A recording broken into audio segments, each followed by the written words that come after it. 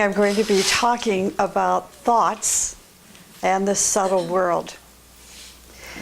Before I begin the actual talk, I was thinking on the way over here, it's always a wonderful drive from the house over here, and oftentimes thoughts about the lecture come to me, ideas and so forth.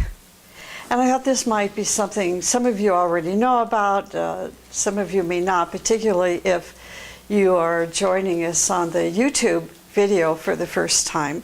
And by the way, if you are, we invite you to go to the White Mountain Education website at www.wmea-world.org, and you can see so much about the teaching on that website. You can sign up for our live stream broadcasts. You can sign up for our monthly Zodiac newsletter and our bi-monthly Meditation Monthly International. We just have a lot going on, and you're most welcome to join us, and we really appreciate your interest in what we're doing. So this was the idea this morning. How many times have you misplaced something? And you're very stressed out about it because it's something important. And then you go back to the place where you initially remembered that you had forgotten something.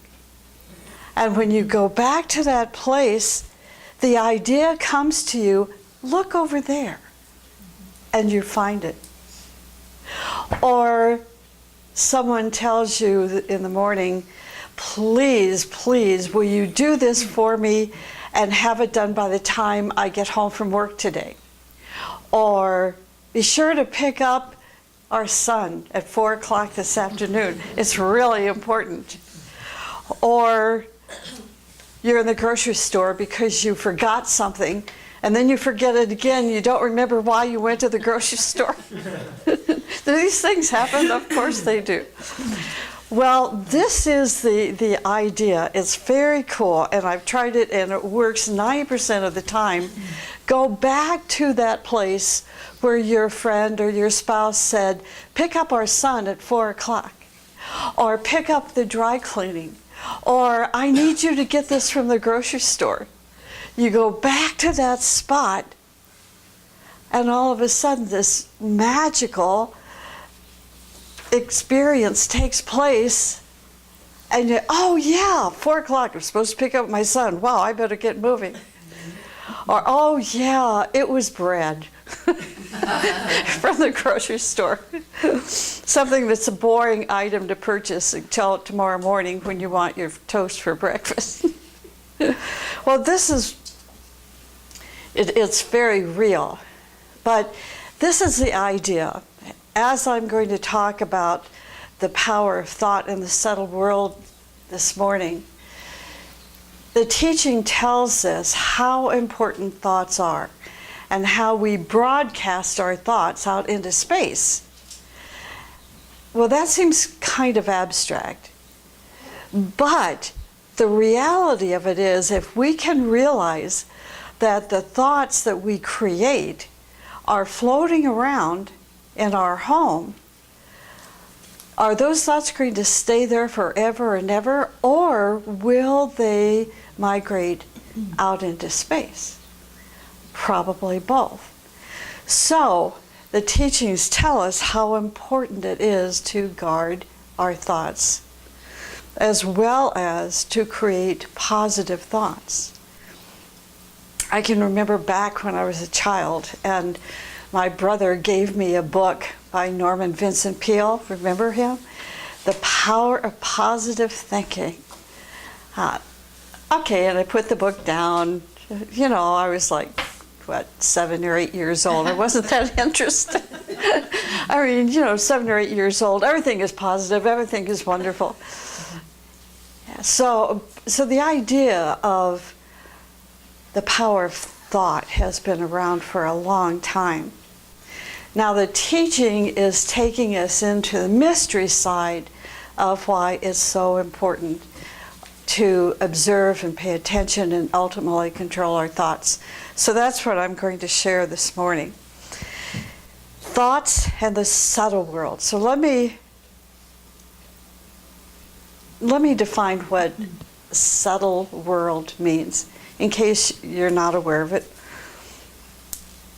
The subtle world mainly refers to the astral world.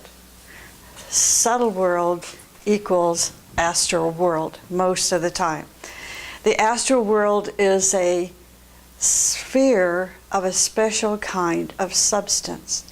Now, in our meditation this morning, we had a visualization where we were to imagine or to visualize a blue sphere of light, and then to put a golden cross in the middle of that sphere and to add a violet rose in the center, right? Okay, this is the process we are told to build the intuitional body. Building the intuitional body takes us, our thoughts, beyond the astral or beyond the subtle world into the Buddhic world or the intuitional world. But before we can move our consciousness into that Buddhic or intuitional world, we have to know how to maneuver our way through the subtle world or through the substance of the astral plane. Now, this astral plane, again, subtle world, consists of 7 layers or stratas or levels. Layers or levels or strata. So now, if you've never had the experience of going through these different 7 levels, it's okay, because it's there and it happens. And many of us have had these experiences where we actually know and we can feel the different frequency of these 7 different levels or 7 layers or 7 different stratas. It is the subtle world that immediately responds to all of our desires, all of our thoughts, all of our aspirations, and all of our urges. Particularly if your consciousness is functioning on those lower levels, the 7th and the 6th, going from the bottom to the top, 7th to the 6th to the 5th to the 4th. This is where heavy thoughts reside. And these thoughts consist of desires and thoughts as well as aspirations, and good or negative urges. It is a world where you can see many colorful events. So this morning, again, we visualized what? Birds flying around in that blue sphere. And then we were asked to visualize music. As you begin to extract your concrete thinking from the physical world and turn into an artist, let's say, where you can move your consciousness, move your beingness into this subtle world, it is so impacting when you bump into these negative thoughts or experience the beauty of the higher spheres or higher levels of the astral world where there's unimaginable colors. But that's something that we all should be able to experience now. What we want to do is move into that Buddhic world, into the intuitional plane where substance is so refined and so incredible that we will have the ability to see the future of humanity, the future of our own unfolding human soul and where it is headed into the future. But we can't get there until we learn how to control our thoughts and how to clothe our thoughts in such a way that it brings beauty into the manifested form, which is the physical life.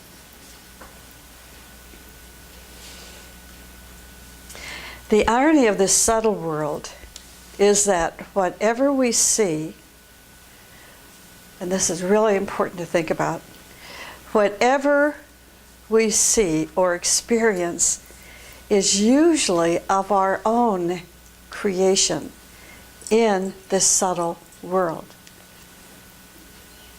astral world.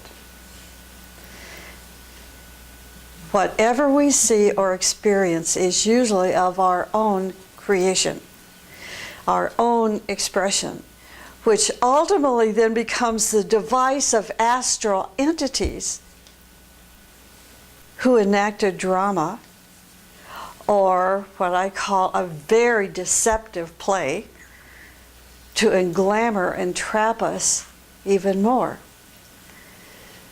So how does this work?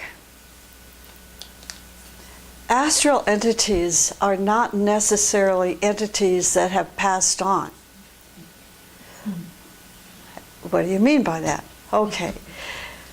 This was a revelationary moment for me many, many years ago when my mom was still alive.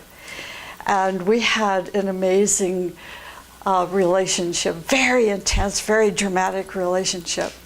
And I remember in the car driving down across Tamiami Trail in Sarasota, Florida, over to the Keys to visit Mom.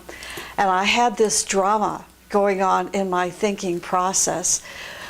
She was there, I was there, as well as driving the car. So it was a very busy time in that car. And I had this incredible conversation with her. What I was going to do, what I was going to say, what she was going to do, what she was going to say, and all this interaction. So by the time I got to Mom's house, she didn't have a chance. You know? She opened the door. Hi, honey. Hi, Mom. Hi. Bless her heart. So I realized I could have changed that whole scenario, going back, sitting in the car, driving to Mom's, having this beautiful conversation. Hi, Mom, how are you feeling? Let's go shopping today. How's the new puppy? Isn't life great? And knocking on the door. Hi, Mom. Hi, honey, let's go shopping. Look at my new puppy. See, that is how it happens. So that moment of revelation for me, I completely changed that inner dialogue with Mom, and the strangest thing happened. Our relationship got better. It wasn't Mom, it was my own thinking process.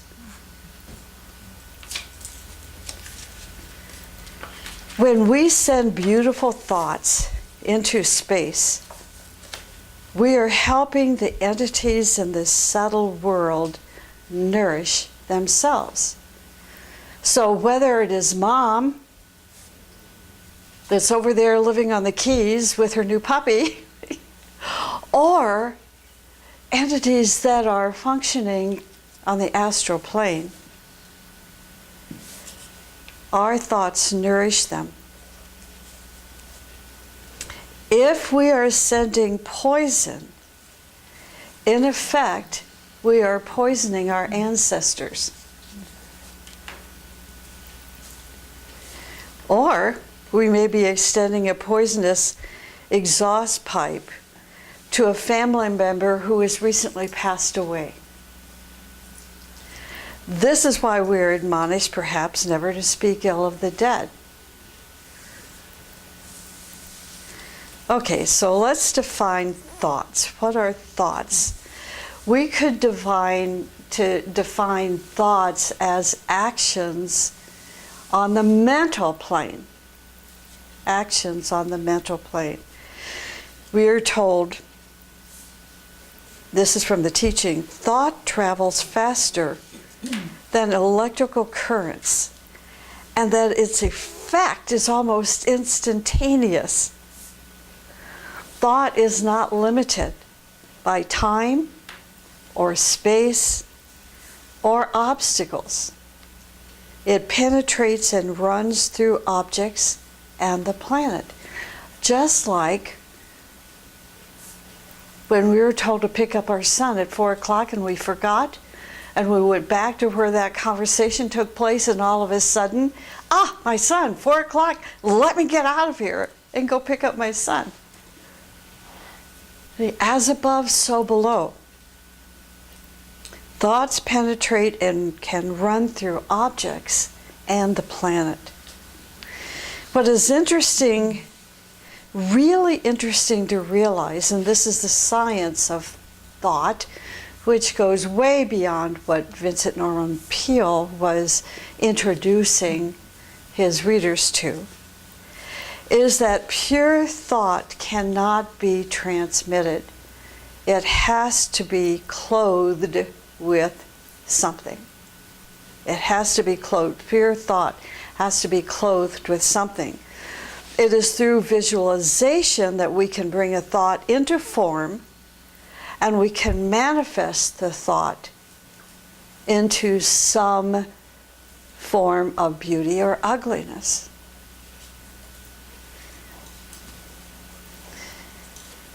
Once a form is created, it leads and conducts energy according to its qualities. He just like, okay, so I had all this conversation in my head with Mom, after the revelation. So when I would drive over to the Keys and knock on the door, "Hi, Mom, where's your new little puppy?" It made her so happy, and I was happy. The form is happiness. The form was the puppy. The form was Mom and her daughter coming together. But we can do much greater things than that. An artist, let's say a musician, like Mozart, could hear all of this music in his head and then put it in form, which is notating it on paper, and then an orchestra sits down, or piano player sits down at the piano, or the orchestral members, join together, and they play all of those notes that he visualized and heard, visualizing the music in that blue sphere. He had the ability, Mozart and so many of great artists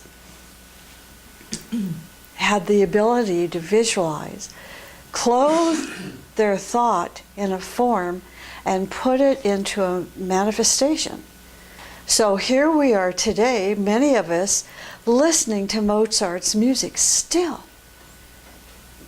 or watching and looking at the paintings of Nicholas Rourke.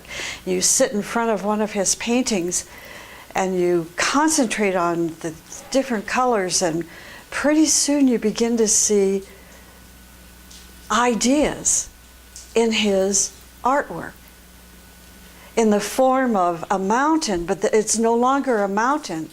Now it is a figure or a symbol in the clouds. And if we have a consciousness that can understand the substance of the intuitional plane, we can hear music in those colors. Just imagine. Once a form is created, it leads and conducts energy according to its qualities.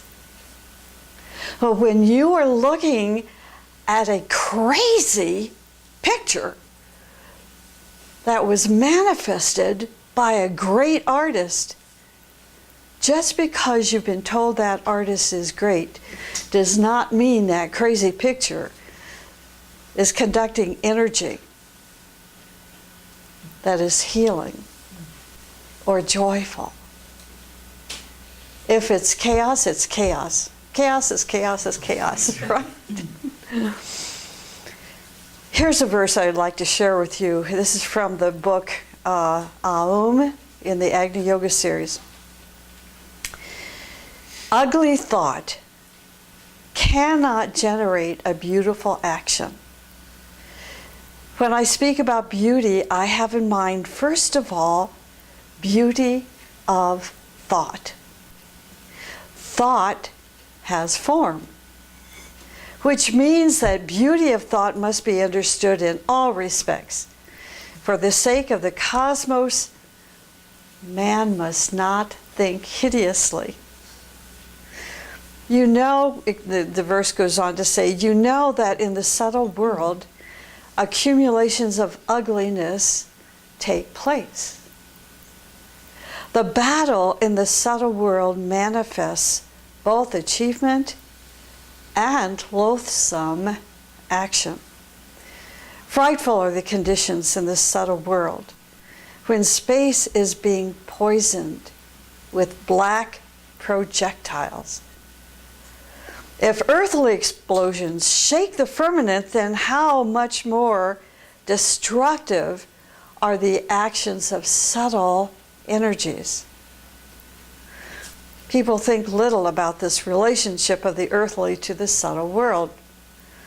To speak in earthly language, then, the consequences of the subtlest energy exceed the earthly reactions many thousand times. Imagine that. They are indeed reflected in earthly sensations, but many explain them only as bad weather, as we heard this morning. At best, they are attributed to sunspots, which we were reading a lot about lately, or to an eclipse, which we had Sunday. But further than this, humanity does not venture to surmise. If we want to improve ourselves, now this is what's so, to me, the talk this morning, it's like it's critical, or it's the access point of how what we're learning this morning can change our entire life.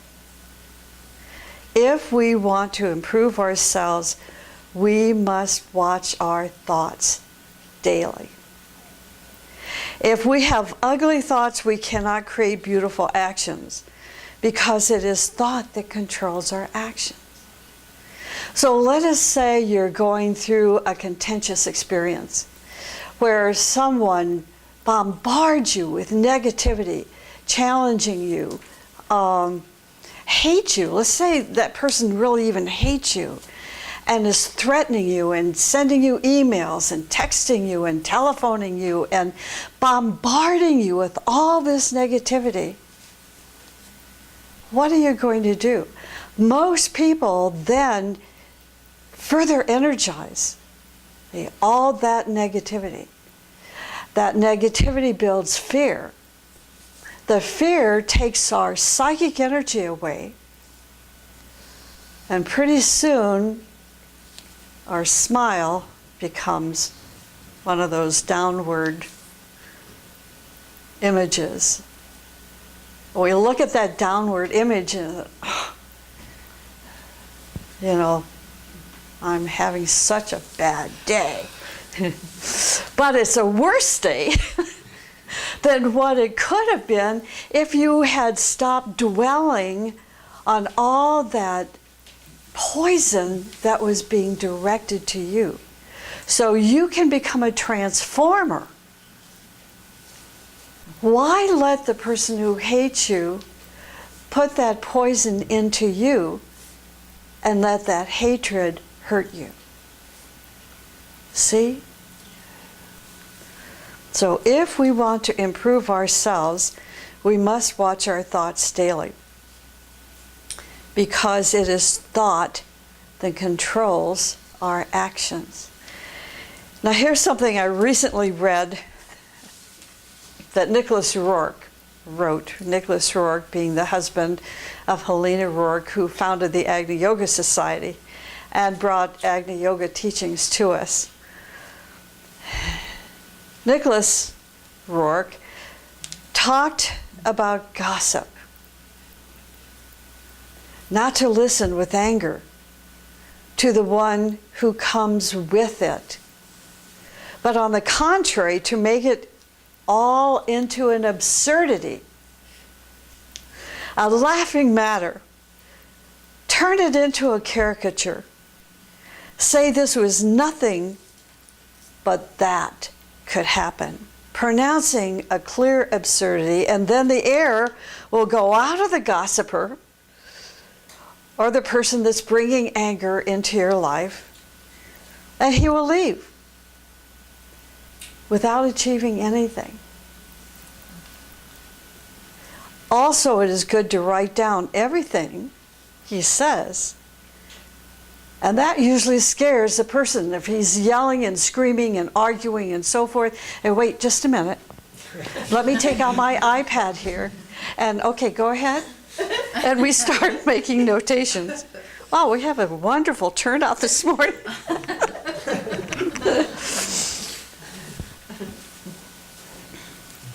So he says, also it is good to write down everything. That usually scares people. The most important thing is to inform everyone about rumors, but not turn them into a tragedy. Uproot them skillfully. Then Nicholas regretted. This is so cute. You're going to remember this. He regretted that during the last meeting, he didn't take out a mirror and begin to examine his face in it. And when asked about it, replied, I'm checking for signs of anger in my face. Would you also like to look? Again, he asked not to become irritated, for that is the most important for the work, is not to become irritated. He said that crazy people, and listen to this carefully, crazy people should not be angered. That is why it is better to agree with people, especially in pathological cases. Don't anger them. Okay, moving on. Beautiful, beautiful thoughts make us more healthy, happy, prosperous, and joyful. So here's a challenge that each of us can use to test ourselves in our daily life. When we observe ugly thinking in our actions, we must immediately try to catch these ugly thoughts, and what are we going to do with them? Try to throw them away. What I do is that I have this wonderful blackboard and an eraser, and I just see myself erasing that ugly thought. And I've done it so frequently now that it works. I don't analyze it, or I don't have to erase it over and over and over again. It just one wipe across it and it's done. And then I walk away from that thought. I'm walking out of that thought form. So throw it away. At first, it is almost impossible to do. Sometimes we don't want to do it. People who are really negatively oriented, in their behaviors don't understand you don't have to be negatively oriented. They're so used to it, it's home. They're familiar with it. Until someday they wake up and they see someone who is beautiful and positively oriented and spiritual, and they say, I want to be like you. Well, this is the first step toward moving out of that negative environment into a positive, happy, joyful life. But at first it is almost impossible to do because we are unconsciously controlled. The mechanics of such a control is the result of our age long accumulations of the subconscious mind, starting as far back as the Lemurian age. Our mind produces thoughts like a machine, doesn't it? This is why when you begin to meditate, first thing is you become aware of, oh my, thoughts, stop. Beauty, thoughts, beauty, right?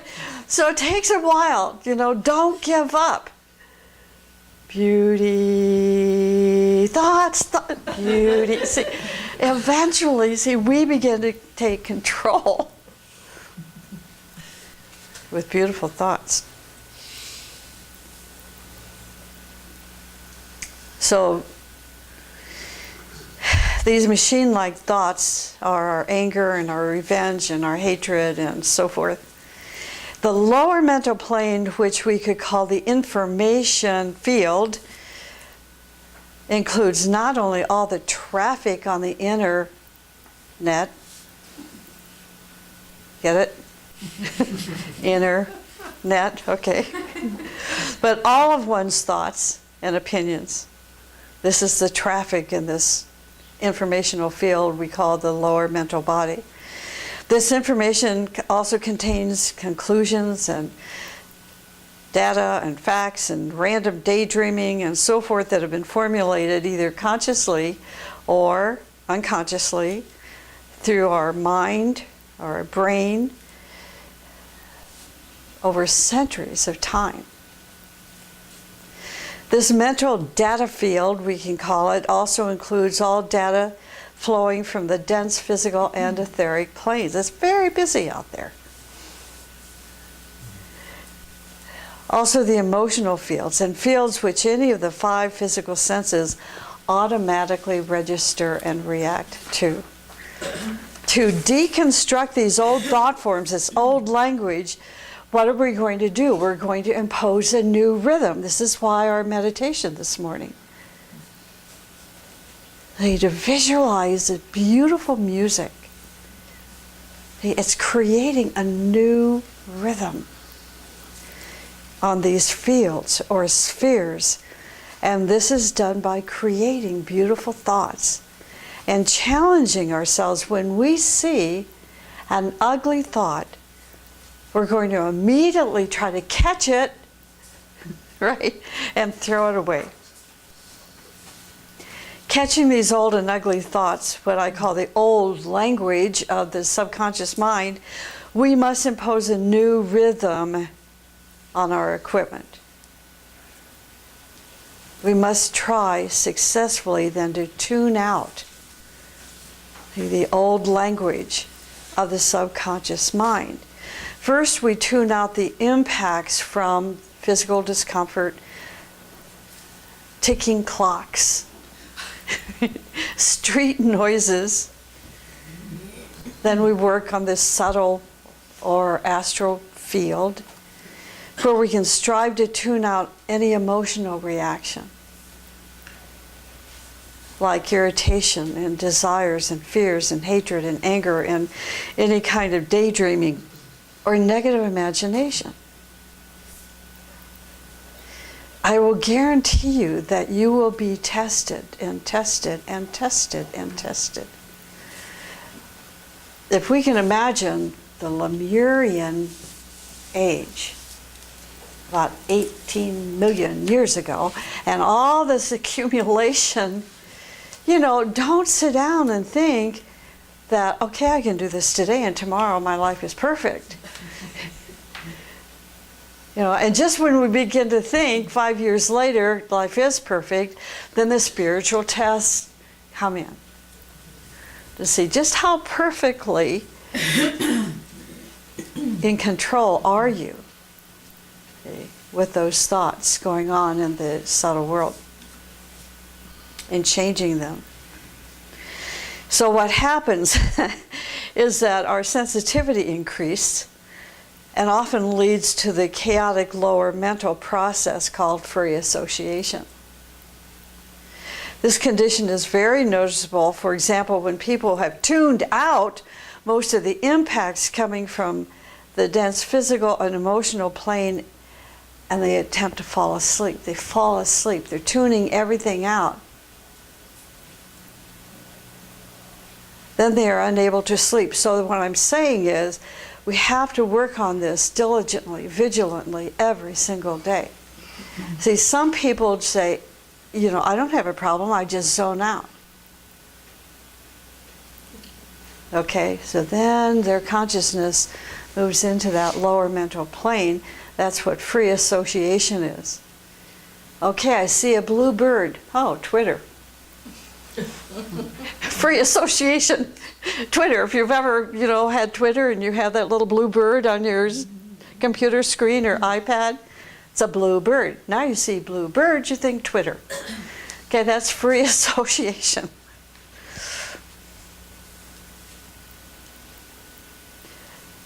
We are unable to sleep because the mental body begins to run out of control. Having no focus through directing its processing, the randomness of our thoughts move at great speed.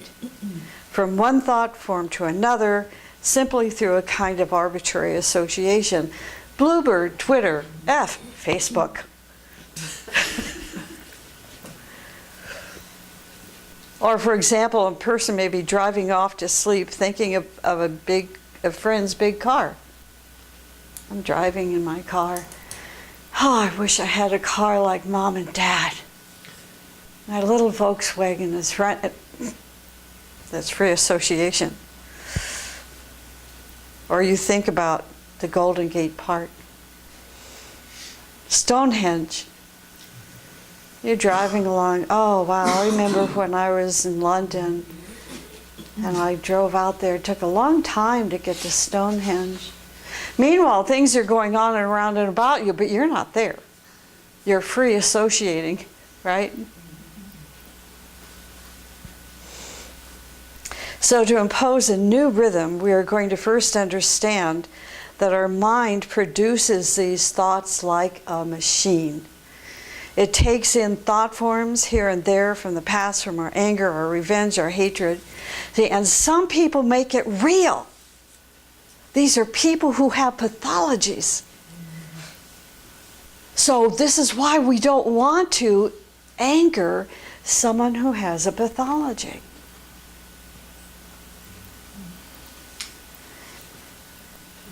If we see an ugly thought, this is why we must, if we see an ugly thought, immediately try to catch it and throw it away.